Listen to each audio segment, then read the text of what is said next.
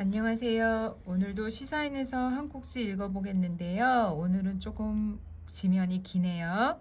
은유 작가가 쓰신 노동과 관련된 글입니다. 한번 같이 읽어볼게요. 본명 김주희. 구슬주 빛날 휘를 쓴다. 우리 딸 장군대라며 아버지가 지어주셨고 이름대로 그는 싸움터를 누빈다. 무기는 쇠붙이로 된 총칼이 아니라 따끈한 밥이다. 복장도 굽힘 없다. 노 사드.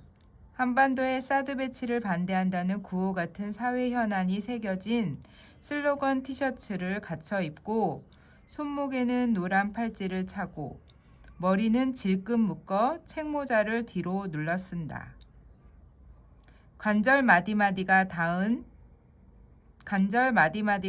손으로 적게는 몇십 인분에서 많게는 1000인분 넘는 식사를 솜씨 좋게 차려내는 밥 출동 장군. 그는 참사 생존자, 유가족, 해고자 등 일상을 잃은 사람들이 있는 현장으로 찾아가는 우리밥 연대 활동가 작은 곰이다. 100인분 밥만 해도 밥통이 안 들어질 정도로 무거워요. 반찬이랑 가스통 등 장비를 다 싣고 운전대를 잡으면 손이 덜덜덜 떨려요. 며칠 전부터 메뉴 짜고 싸고 좋은 재료 찾느라 식자재 마트랑 새벽 시장 돌며 장 받아 나르죠. 쌀 씻어서 밥해야지, 반찬해야지. 그거 다 들고 와서 차에 싣고 운전대 딱 잡으면 더는 못 탄다. 자동으로 숨이 이렇게 쉬어져요.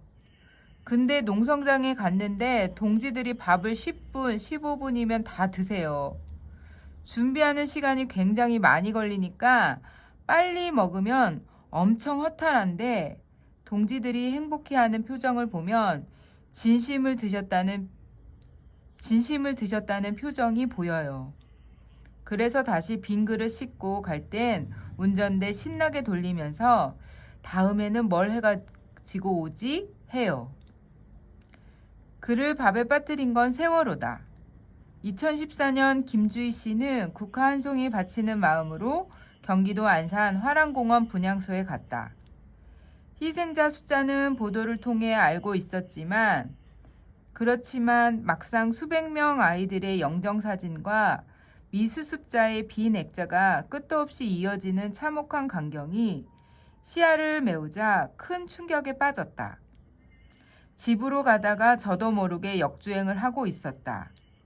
혼미한 상태에서 하나의 생각만 선명했다.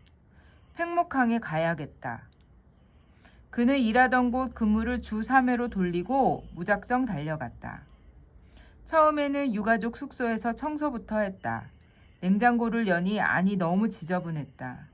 유가족이 뭘 못해 드시는데 시민들이 주고 가고 각지에서 택배가 오니까 음식과 재료가 죄다 썩어가고 있었다. 유가족들은 누가 컵라면에 물 부어 갖다 주면 조금 있다가 소화제를 한 주먹씩 삼켰다. 컵라면은 반이 남아 있었다. 안 되겠다 싶어서 그는 미나리 한 박스를 데쳐 무치고 씨어 꼬부라진 김치로 칼칼한 찌개를 끓였다. 같이 간 초등학생 딸아이한테 어머니 아버지들 모시고 나오라고 시켰다. 좀 드시라고 해도 끔쩍 않더니 아이가 가니까 마지못해 나왔다. 다 같이 둘러앉은 밥상에서 다윤이 엄마는 하염없이 눈물을 쏟았다. 모여서 먹으니까 너무 좋다고. 그 모습을 보는 게 그는 너무 아프면서도 너무 좋았다. 3년의 시간이 야속하게 흐르고 3년의 밥정이 무심하게 쌓였다. 세월호 미수습자 허다윤, 조은아, 양이 올라올 때까지 팽목항에 남은 최후의 시민봉사자는 10명. 그들이 우리밥 연대가 되었다. 동료 큰 곰이 우리가 더 이상 목포에 가지 않아도 될 때가 오면 계속 누군가에게 밥을 대접하고 싶다라고 말했다. 작은 곰은 대접이라는 말에 꽂혔다. 국그릇에 밥 한 덩이 넣어 김치 얹고 수저 꽂아 나가는 간편식도 농성장에선 귀한 한 끼니지만 이왕이면 격식을 갖춰 밥과 찬을 차려드리고 싶었다. 입안에 모래가 있는 듯 껄끄럽고 혀가 쓴 유가족. 집 밖 생활에 지치고 스트레스에 장기간 노출된 해고자야말로 아무거나 먹으면 안 되는 사람들이 아닌가. 농성장 요리사인 그가 가장 중시하는 건 동지들의 입맛이다. 유가족 분들에게도 고향을 물어요. 또 평소에 뭘 맛있게 드시는지 물어보면 처음엔 다들 아무거나 잘 먹는다. 한 가지만 있으면 된다고 해요. 김치만 있어도 된다. 그러면 김치가 신게 좋아요? 갓한 게 좋으세요? 집요하게 물으면 답해요. 물고기 좋아하세요? 육고기 좋아하세요? 고기도 빨간 고기냐 간장고기냐 좋아하는 게 다르죠. 어떤 분은 김치가 요만큼만 씌어도 못 먹기도 해요. 연대자들이 와서 뭘 해줬다는데 그걸 못 먹으면 민망한 거죠. 그래서 겉절이도 만들고 비건이 있으니까 두부도 굽고 그러다 보면 반찬이 9가지도 돼요. 길에서 농성하는 사람들이라고 해서 주면 주는 대로 먹어야 하나요? 팽목항을 나와 우리발 연대가 가장 먼저 출동한 곳은 서울 정부청사 앞 공동투쟁단이다. 콜트 콜텍, 세종호텔, 아사히, 하이테크 등 전국에서 올라와 싸우는 동지들에게 뜨신 밥을 대접했다. 2018년 파인텍 해고 노동자 투쟁은 그에게 잊지 못할 현장이다. 서울 목동 열병합발전소 75m 굴뚝에서 400일이 넘는 고공 농성이 이어졌다. 그의 겨울 추위는 매서웠다. 도시락을 올리며 올라갔다가 내려오는 사이 반찬이 다 얼었어요. 언 반찬을 보고 엄청 울었어요. 농성하는 동지의 체온을 유지하기 위해 고기를 먹여야지 해서 고기 반찬을 올렸어요. 그러다가 한 번은 시래기밥을 올렸더니 신나서 전화가 왔어요. 너무 맛있게 먹었다고. 그 비싼 안심을 올릴 때보다 더 좋아해. 하물며 콩나물밥도 신난다고 먹고요. 이거구나 싶었죠. 음식의 칠알은 추억이에요. 비정규직 잔혹사로 기억될 2019년 톨게이트 수납원 여성 동지들의 긴 싸움에도 밥으로 힘을 보탰다. 2022년 여름엔 무려 1,500인분 식사 대접이라는 대기록을 세웠다. 거제 대우조선소 하청지회에 유채한 동지가 0.3평짜리 철창에 스스로 갇혀있는 사진을 본 그는 가만히 있을 수 없었다. 그처럼 달려온 시민들을 위해 우뭇가사리 콩국과 도토리 묵밥, 그리고 껍질 벗겨 손질한 옥수수 수백 개를 6시간 반을 삶아서 준비한 것이다. 요리하는 사람에게 불지옥이 따로 없는 삼복더위에도 음식에 잔얼음이 끼는 엄동설한에도 사람 입에 밥은 들어가야 하기에 어떻게든 무엇이든 차려낸다. 우리밥 연대의 시그니처는 코스 요리다. 장기 농성장에만 내놓는 특식으로 식전 요리, 샐러드, 전복, 죽, 굴국, 메인 요리, 생선가스, 안심 스테이크, 회, 후식, 떡볶이, 과일을 계절에 따라 정한다. 우리밥 연대에서 지난해 사용한 나무젓가락만 8,000개를 웃돈다. 최근엔 9년 만에 복직하는 아사히 글라스 승리보고대회에도 밥을 날랐다. 그렇게 우리밥 연대는 세월호 이후 한국 노동운동 역사의 증인이 되어가고 있다. 어디서 농성장 차렸다고 하면 저희가 먼저 밥 해다 드릴까요? 김치 담가 드릴까요? 했는데 이제 해줄 수 있느냐고 요청이 오기 시작한 거죠. 의외로 밥 연대 받는 걸 상처럼 생각하세요. 우리한테도 밥차가 온다고 눈물이 나더라고요. 밥이 뭐라고. 없으면 안 되는 매일 먹는 이게 뭐라도 자꾸 더 해가게 돼요. 요즘은 이런 건방도 있어요.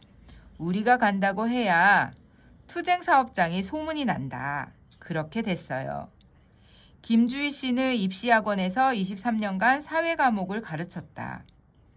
아이들을 만점 받는 기계로 만드는 일을 접고 경기도 광명에서 전남 곡성으로 내려갔다가 이태 전 바다도 있고 동지도 있는 경남 통영에 정착했다. 서울에서 먼저 내려간 큰곰, 복직 후 퇴직하고 이주한 쌍용 자동차, 문기주 동지 등 활동 초기엔 서울 경기권에 살던 멤버들이 하나둘 통영에 모여 우리밥 연대 남부팀이 결성됐다. 그는 작은 곰의 작은 부엌을 꾸리며 연잎밥이나 반찬을 팔아 활동 자금을 마련하고 큰 곰은 9년째 월급날이면 칼같이 돈을 낸다. 이렇게 우리밥 연대는 후원을 받지 않고 직장을 다니는 구성원들이 각자 사비를 털고 일손을 보태는 방식으로 신기하고 희한하게 운영되고 있다.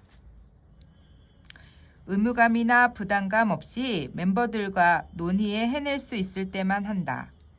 그는 사람이 좋은데 사람이 싫은 사람들이 우리밥 연대에 있다라는 아리송한 문장으로 후원 없는 연대의 비결을 정리했다.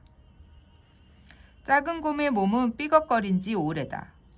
만나는 의사들마다 아니 어떻게 살았냐는 말부터 할 정도다. 반찬가게 5개월 만에 어깨가 고장났다. 통증이 심해서 녹색병원에서 급하게 수술을 했다. 재활 때문에 어깨에 힘을 안 주고 움직였더니 이번엔 손이 상했다. 손가락 3개를 다음 달에 수술할 예정이다. 처음엔 허리가 아파서 갔어요. 싸우는 동지들에게 자연스러운 병원이잖아요. 제가 간 모든 병원에서 수술해야 한다고 했는데 녹색병원에서는 하지 마라. 지금 수술하면 50, 60에 어떻게 살 거냐. 수술하면 안 아플 것 같냐고 했죠. 그는 걷기부터 서서히 운동을 시작했고 지금은 점핑 등 근력과 유산소 운동으로 체력을 키운다. 통영에서부터 서울까지 거리가 만만치 않지만 과잉 진료를 안 한다는 믿음, 이익을 생각하기보다 환자를 아껴준다는 믿음으로 녹색병원을 다니고 있다. 일을 줄이기 위해 반찬가게도 포장 배달 전문으로 바꾸었다. 아프지도 말고 죽지도 말아야 한다는 마음으로 지난 6월 그는 믿고 의지한 선배인 십시일반 식사연대 밥묵차 유희 대표를 먼저 떠나보냈다. 제가 곡성 내려가기 전날에도 밥을 했어요. 유희쌤이 저를 꼭 안아주시면서 그러더라고요. 아프지 마라. 우리는 동지들 밥해 먹이려면 아파서도 죽어서도 안 된다고. 유희쌤이 췌장암이란 걸 제가 SNS에 올렸어요. 유희쌤한테 아무것도 보내지 마라. 출동 요청하지 마라. 전화와서 미친년이 까발렸다고 뭐라고 하는데 제가 쌤한테 화를 냈죠. 나한테 아프지 말라고 해놓고 병원은 맨날 내가 가니까 내가 먼저 죽을 줄 알았지. 고인이 된 유희는 말했다. 밥은 사랑이고 하늘이다. 김주희는 말한다. 밥은 일상이다. 밥 연대는 일상을 돌려두는 일이다. 그래서 내 몸의 통증을 잊을 만큼 기쁨이 강력하다고. 이게 마약이에요. 마약 중독자들이 못 끊는 거랑 똑같아요. 내 자식도 아닌데 내 새끼 입에 밥 들어가는 것처럼 어쩜 이렇게 좋으냐고. 길게 생각 안 해요. 당장만 봐요. 농성장 나왔대, 파업한대 하면 언제 가니 딱 올라와요. 투사가 되지 않아도 될 사람들이 일상과 가정을 빼앗기면서 투사가 되어가는 모습을 보는 것 너무 가슴이 아프고 속이 상하면서도 좋죠. 가서 받아오는 힘이 어마어마해요.